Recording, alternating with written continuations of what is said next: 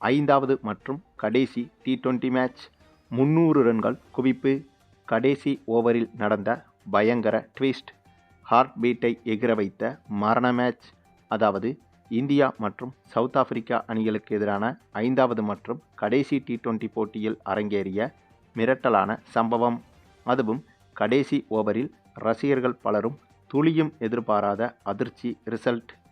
ஆமாங்க, India south Africa அணிகளுக்கு எதிரான 5 T20 போட்டிகள் கொண்ட தொடர் நடந்து வந்தது. இந்த தொடர் இப்போது முடிவுக்கும் வந்துவிட்டது.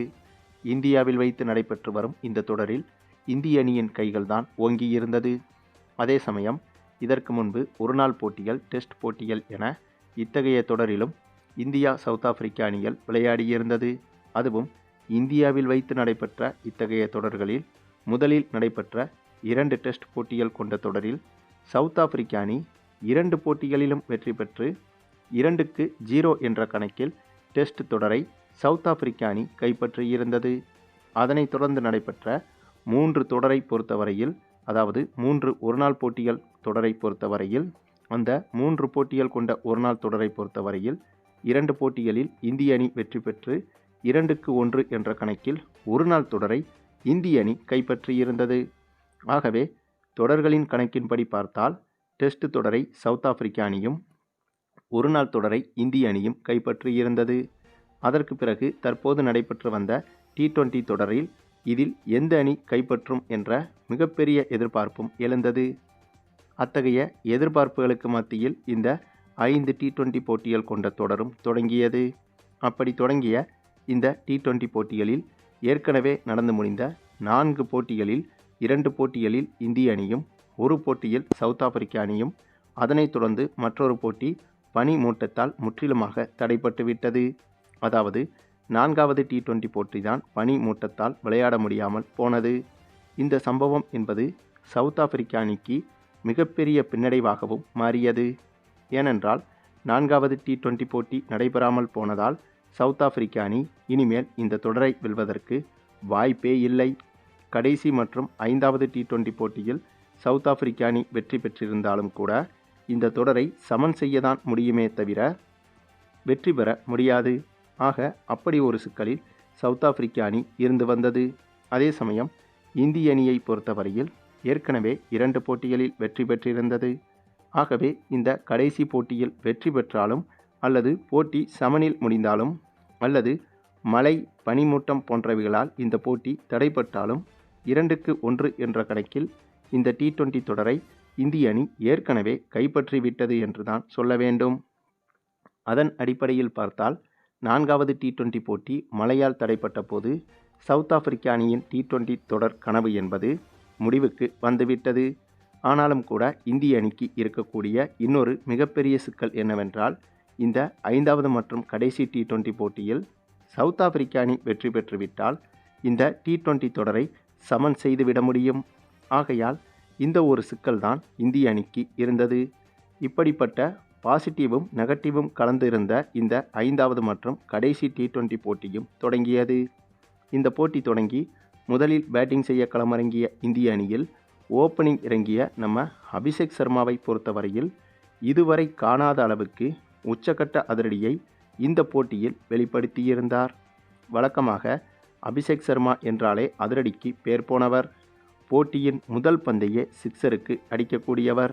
இவருக்கு தடுப்பாட்டம் ஆடுவது என்பது சுத்தமாகவே பிடிக்காது. இன்னும் சுருக்கமாக சொல்லப்போனால் 2-3 வீரேந்தர் சேவாக்கை ஒன்றாக கலந்து செய்தவர்தான் இந்த அபிஷேக் சர்மா. அந்தளவுக்கு அதிரடியாக விளையாடக்கூடியவர்தான் இவர். ஆனால் இந்த போட்டியை பொறுத்தவரையில் 4-5 வீரேந்தர் சேவாக்கை ஒன்றாக கலந்து செய்தது போல உச்சக்கட்ட அதிரடியில் விளையாடியிருந்தார். அதிலும் குறிப்பாக போட்டியின் முதல் ஓவரிலேயே இவர் 4 சிக்சர்களை பறக்கவிட்டிருந்தார். அதே சமயம் சுப்மன் கில், சூரியகுமார் யாதவ், அக்சர் பட்டேல், திலக் வர்மா உள்ளிட்டவர்கள் இந்த போட்டியில் சொற்ப ரன்களிலேயே ஆட்டமிழந்தனர். ஆனாலும் கூட இந்திய அணியின் ஸ்கோர் என்பது கொஞ்சம் கூட குறையவில்லை. அதற்கு காரணம் ஒன்மேன் ஆர்மியாக அபிஷேக் சர்மா தனியாக நின்று சவுத் ஆப்பிரிக்கா அணியின் பந்து வீச்சை சுக்குநூறாக தெறிக்க விட்டுவிட்டார். இந்த போட்டியில் அபிஷேக் சர்மா மட்டுமே 161 ரன்கள் எடுத்திருந்தார். இந்த அளவுக்கான ஸ்கோரை ஒருநாள் போட்டியில் எடுத்தாலே அது மிகப்பெரிய சாதனையாக பார்க்கப்படும். ஆனால் ஒரு T20 போட்டியிலேயே இந்தளவுக்கு தனிநபர் ஸ்கோராக 160 ரன்களுக்கு மேல் எடுத்து மிரட்டியிருந்தார் அபிஷேக் சர்மா. அதே சமயம் கடைசி வரிசையில் களமிறங்கிய நம்ம ஹார்திக் பாண்டியாவும் இந்த போட்டியில் சிறப்பாக விளையாடி அதிவேக அரை சதத்தையும் எடுத்திருந்தார். அது மட்டுமில்லாமல் நம்முடைய சிவம் தூபேவும் அதிவேகமாக விளையாடி 40 ரன்கள் வரை எடுத்திருந்தார். இதன் காரணமாக 20 ஓவர்கள் முடிவில் இந்திய அணி 283 ரன்கள் வரை எடுத்திருந்தது. ஒரு T20 போட்டியை பொறுத்தவரையில் இவ்வளவு ரன்கள் என்பது உலக சாதனை ரன்களாகத்தான் பார்க்கப்படுகிறது. அதன் பிறகு இவ்வளவு பெரிய இலக்கை சேசிங் செய்ய களமிறங்கிய சவுத் ஆப்பிரிக்க அணியை பொறுத்தவரையிலும் சிறப்பாகத்தான் பேட்டிங் செய்தனர். ஓப்பனிங் முதல் இறுதி வரையிலும் ஒரு பந்தை கூட தடுப்பாட்டம் ஆடாமல் அதிரடியாக மட்டுமே தான் சவுத் ஆப்பிரிக்க அணி விளையாடியது. அதற்கு மற்றொரு மிக முக்கிய காரணம், இந்த T20 தொடரை ஏற்கனவே சவுத் ஆப்பிரிக்க அணி இழந்துவிட்டது. ஆகவே இதற்கு பிறகு இழப்பதற்கு ஒன்றுமே கிடையாது. ஆகவேதான் என்ன நடந்தாலும் பரவாயில்லை என்று இந்த போட்டியில் எந்த பிரஷரும் இல்லாமல் அதிரடியாக விளையாடியது சவுத் ஆப்பிரிக்க அணி. இதன் காரணமாக சவுத் ஆப்பிரிக்க அணியும் 200 ரன்களை கடந்து 231 ரன்கள் வரை எடுத்திருந்தது. ஆனாலும் கூட இலக்கு என்பது மிக மிக அதிகம் என்பதால் இந்த போட்டியில் சவுத் ஆப்பிரிக்க அணி தோல்வியை தழுவிவிட்டது. மேலும் அதிகாரப்பூர்வ 5வது மற்றும் கடைசி T20 போட்டியை முன்னிட்டு அதற்கு தயாராகும் வகையில் நடைபெற்ற வார்ம் அப் மேட்சில்தான் இப்படி ஒரு அதிரடியை காட்டியிருந்தது இந்திய அணி. ஆகவே இதை வைத்தே சொல்லிவிடலாம், அதிகாரப்பூர்வ 5வது மற்றும் கடைசி T20 போட்டியிலும் இந்திய அணி சிறப்பாக விளையாடி சவுத் ஆப்பிரிக்க அணியை எளிதாக வீழ்த்திவிடும் என்று. என்ன ஒன்று, தற்போது இருக்கும் இந்திய அணியை பொறுத்தவரையில் அபிஷேக் சர்மா இல்லை என்றால் ஓரளவுக்கு திணறுகிறது.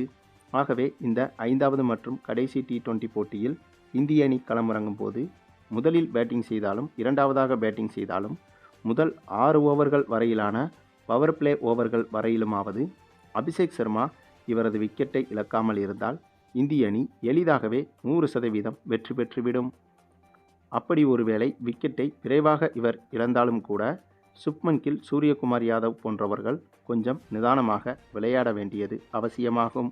அதே சமயம் திலக் வர்மா, ஹார்திக் பாண்டியா, சிவம் தூபே உள்ளிட்டவர்களும் ஓரளவுக்கு சிறப்பாக விளையாடுவதால் அபிஷேக் சர்மா விக்கெட்டை உடனடியாக இழந்தாலும் கூட இவர்களின் அதிரடி என்பது இந்திய அணியை வெற்றி பெற வைத்துவிடும். ஆனால் அபிஷேக் சர்மா நிலைத்து நின்று விளையாடினால் இந்திய அணி பிரம்மாண்டமாகவே வெற்றியடையும் என்பதில் எந்த ஒரு சந்தேகமும் கிடையாது.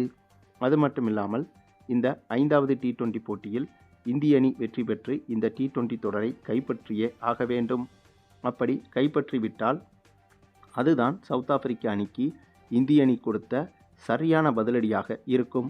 ஏனென்றால் இந்தியாவில் வைத்து நடைபெற்ற டெஸ்ட் போட்டிகளில் 2 போட்டிகளிலும் வெற்றி பெற்று தொடரை கைப்பற்றிய சவுத் ஆப்பிரிக்க அணிக்கு சரியான பதிலடி கொடுக்க வேண்டுமென்றால் கண்டிப்பாக இந்த T20 தொடரையும் கைப்பற்றினால்தான் அது சரியான பதிலடியாக இருக்கும்.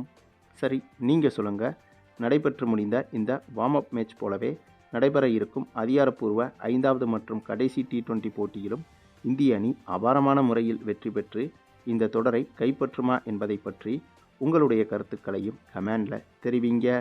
மேலும் இந்த வீடியோ பிடிச்சிருந்தா லைக் பண்ணுங்கள், மற்ற அனைவருக்கும் ஷேர் பண்ணுங்கள், மறக்காமல் நம்ம சேனலை சப்ஸ்கிரைப் பண்ணுங்கள்.